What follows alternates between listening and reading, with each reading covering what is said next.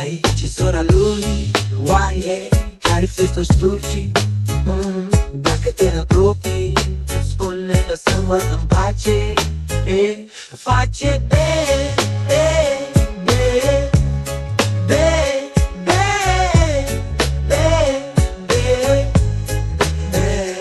Știu că miroase de ziște de la fundul curții. Rupe tot de ajunge să zică futus. Crucea-mă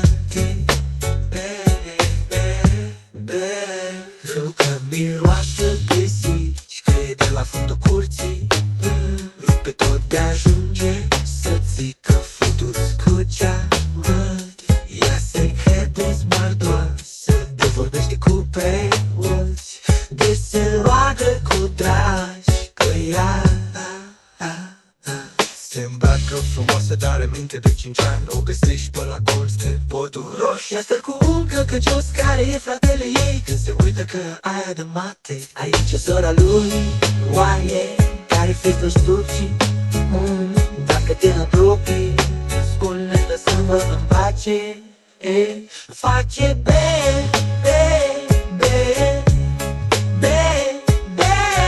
Eu Grigol, stai așa, fetița mea, că nu e gata. Treaba nu cauți prietenia mea, te caut eu cu garda.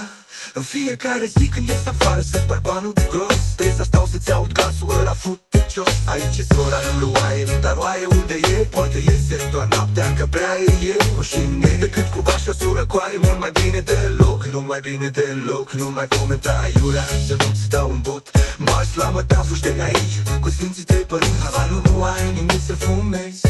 Îți pui țigara în cur, arunci doze de suc pe jos. Faci ca un om nebun.